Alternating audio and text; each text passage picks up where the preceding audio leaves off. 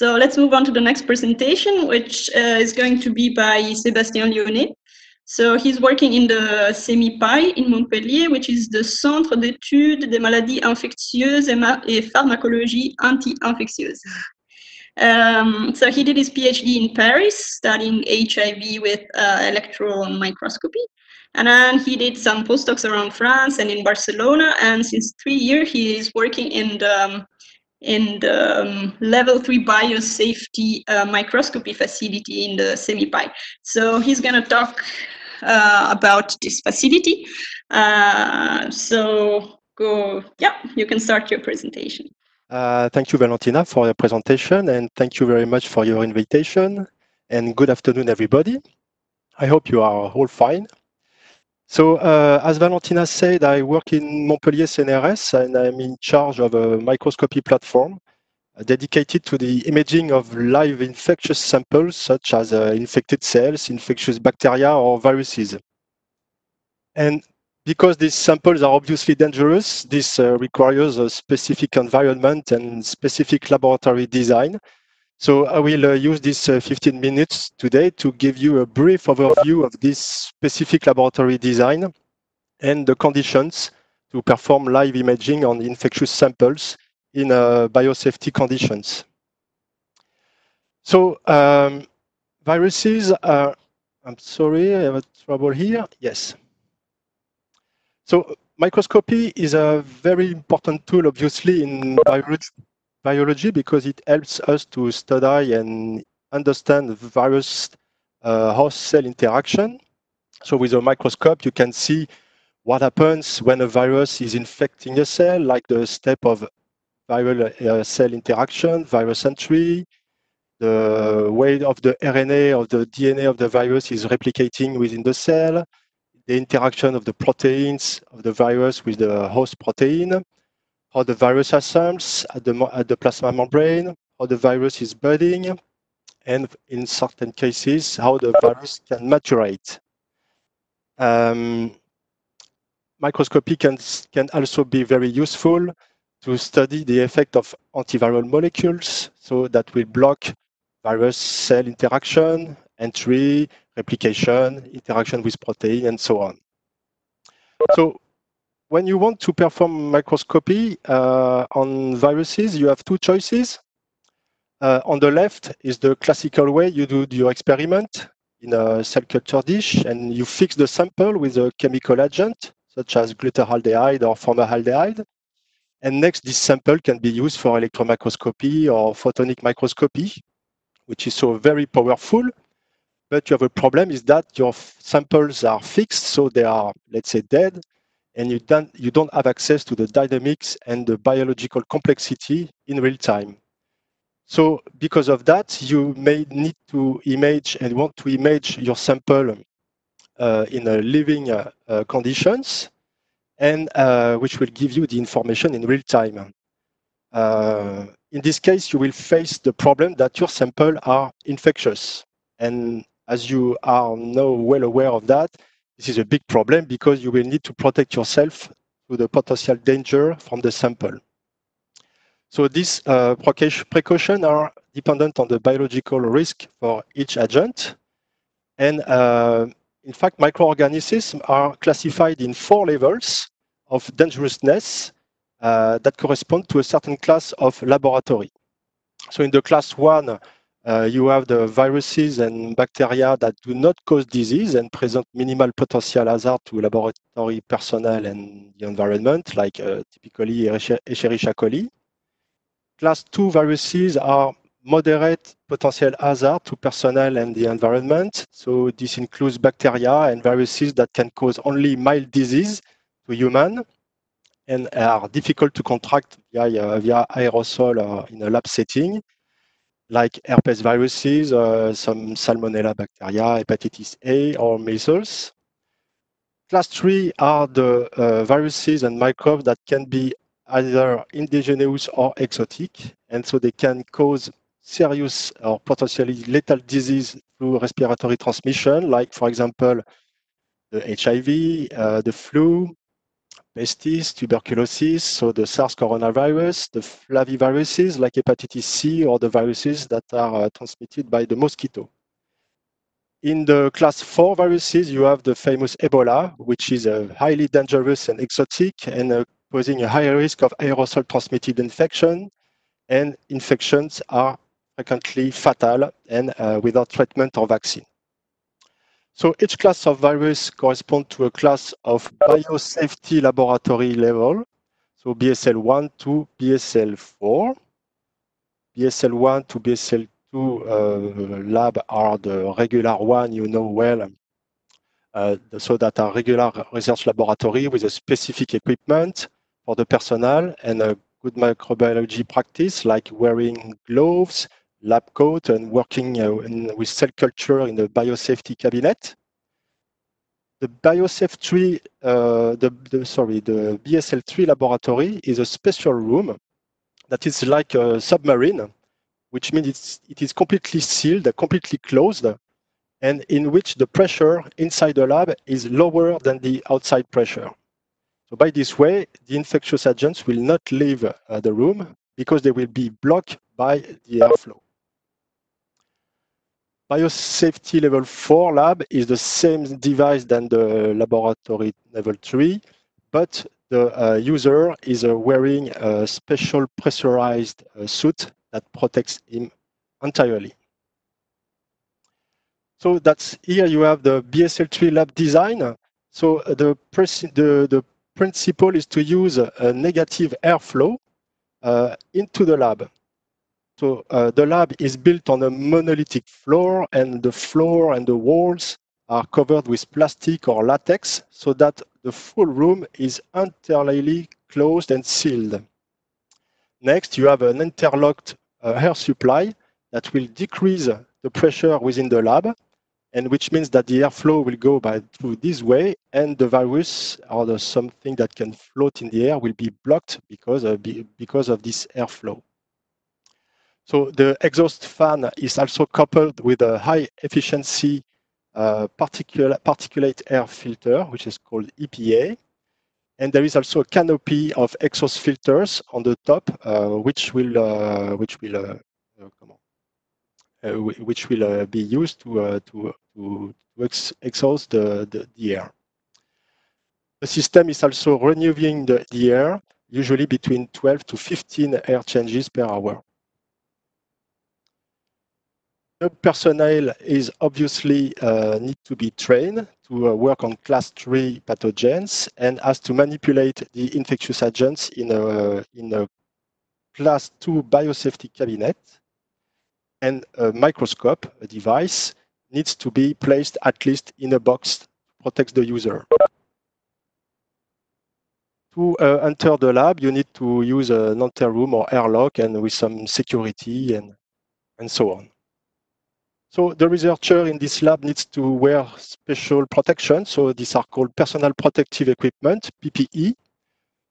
Oops, sorry.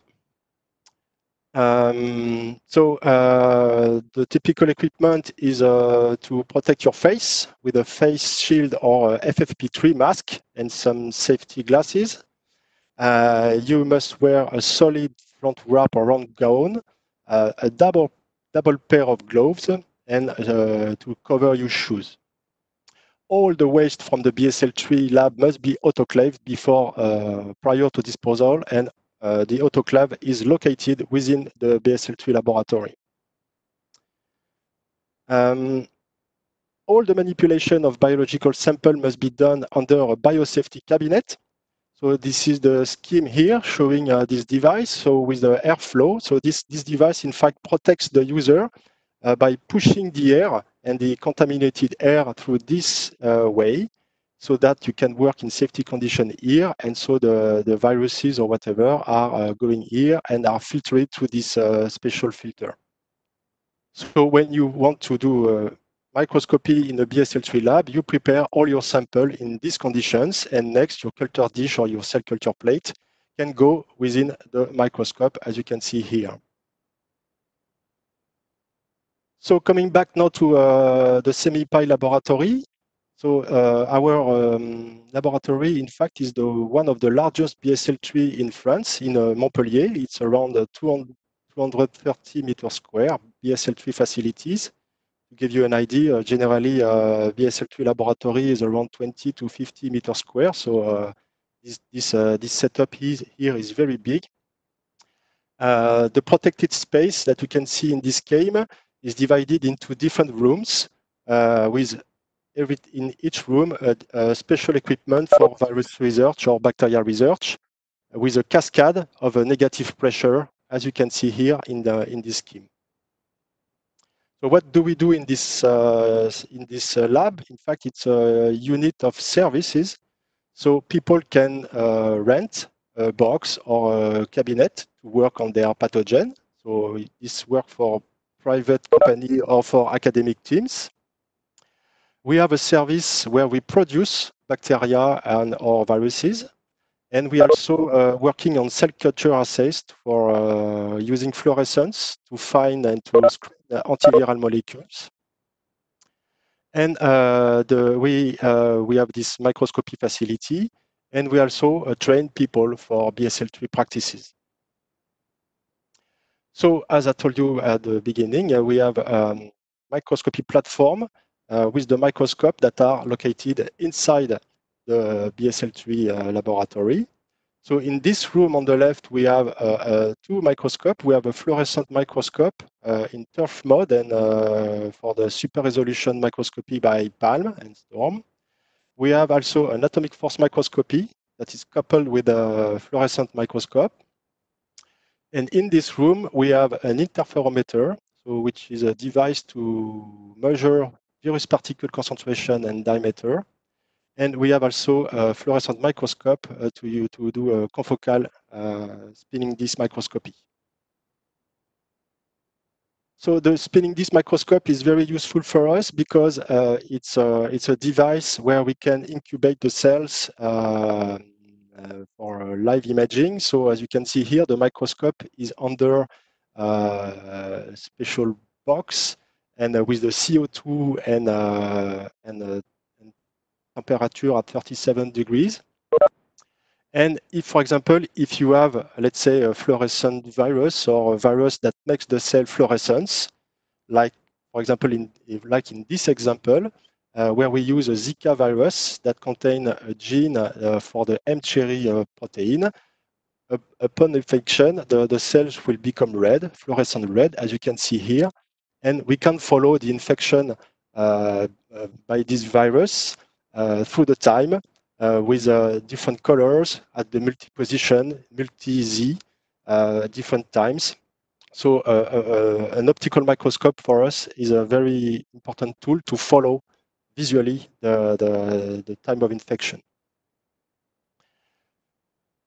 I'm sorry, I don't have the time to explain how the turf microscope and super resolution microscope works, but we use turf microscope for illuminating the plasma membrane at of the cell, very close to the glass surface.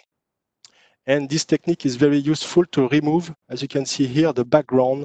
So here, this is an example of a cell that is producing HIV particles that are fluorescent.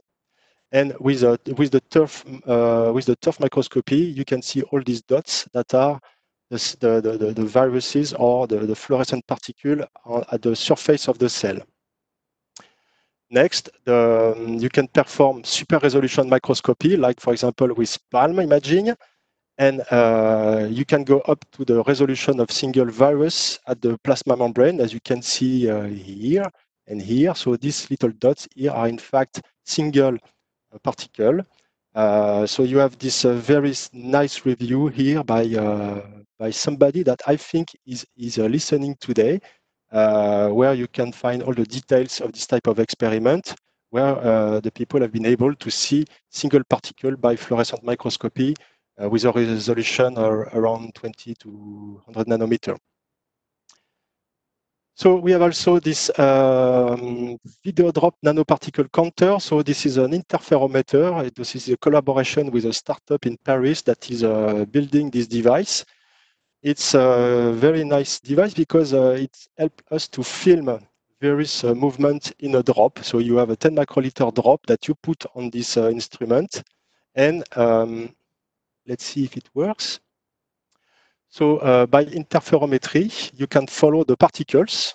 You will see them coming here. So in orange are all the particles that are detected by the machine. And next you can do the particle tracking, which are this yellow thing here. And this device is very useful because it can give us the diameter of the particle and also their concentration. I will finish with the bio-AFM we have. Sorry, it's bio-AFM. So it's an atomic force microscope. So an AFM that is coupled with fluorescent microscope. So this microscope here is quite particular. It has been it's a special device we have customized with the JPK company, because atomic force microscopy, which uses this small tip to touch the surface and image the topography of the surface, the tip will need to be in contact with the infectious samples. So this AFM head has been designed to remove some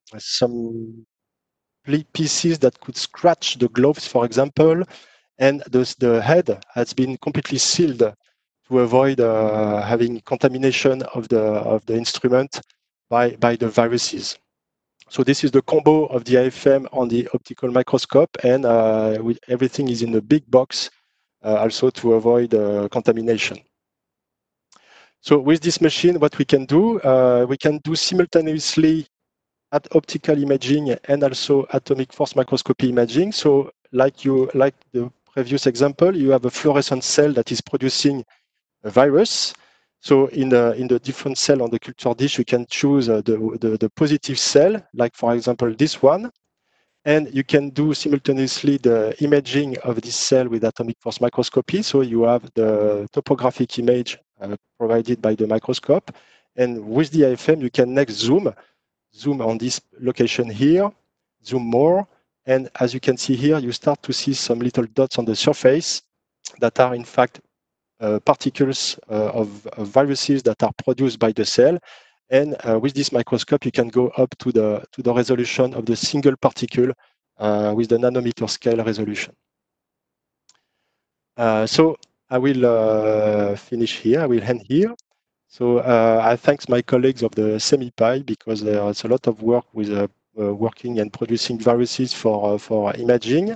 And I have one announcement. If you want to know more about atomic force imaging of viruses, next Monday there will be a mini symposium organized by Bruker at this address.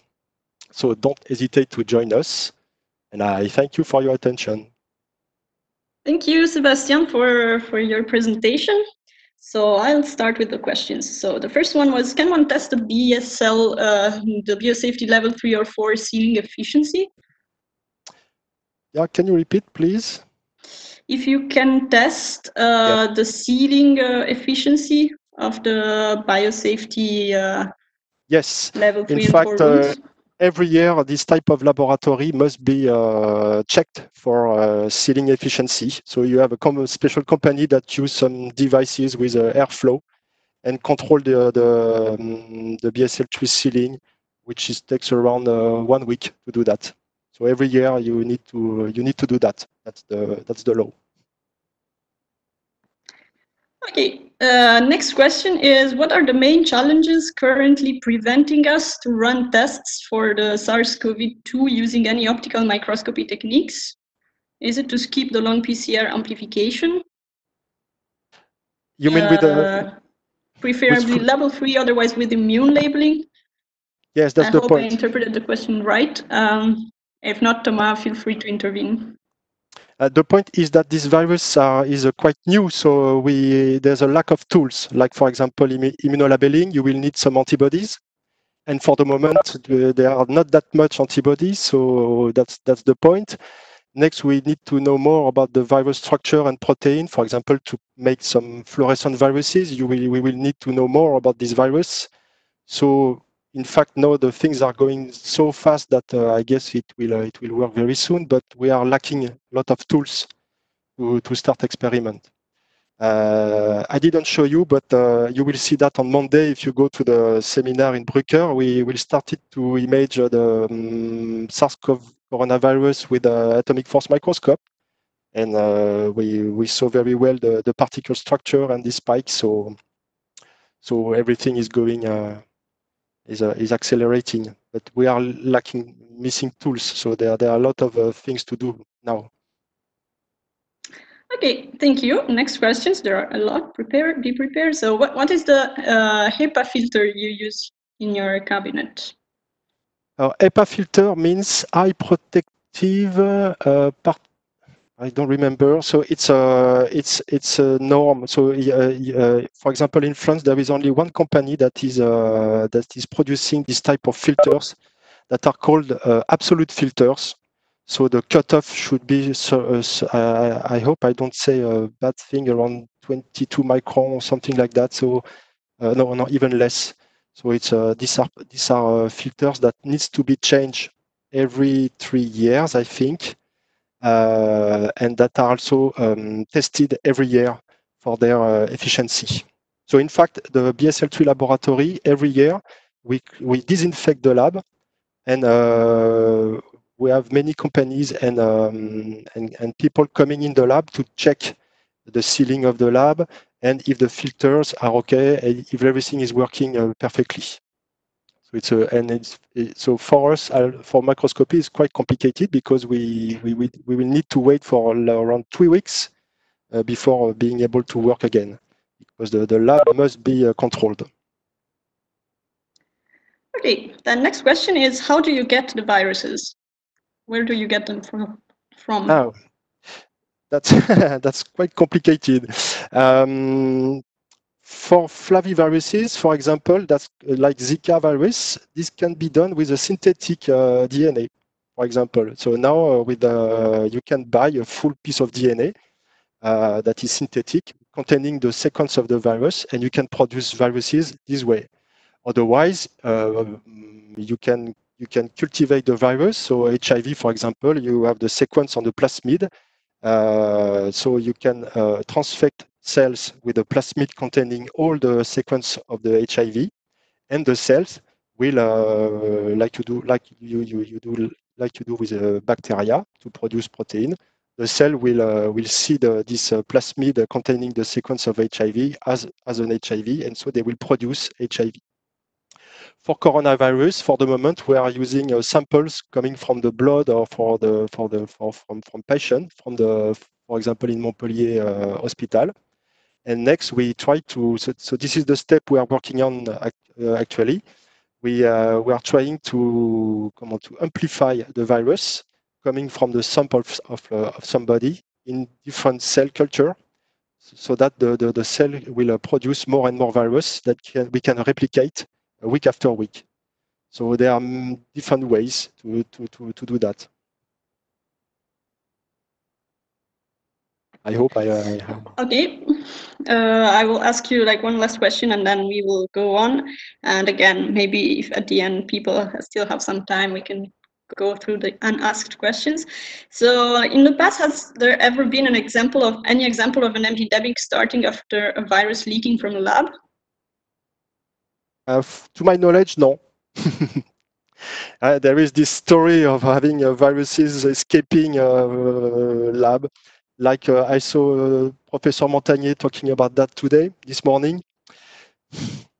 I don't have any idea of that. I don't know if the case he has been experienced. For what I know, in our particular case, I mean, to have a virus escaping from the lab will be something very, very 1% chance. I don't know, even less. By air, clearly not. Perhaps by liquid, but as I told you, all the things are autoclave, so In fact, the BSL-3 laboratory is so there are so many securities that I don't think that it's possible. It's more science fiction and craziness than in fact real things. Okay, thank you. Thank you very much. And sorry for the questions that couldn't be asked. Yeah, maybe we will have some time at the end. Do you have no way to go for label-free imaging? Label-free imaging, with the atomic force microscope, obviously.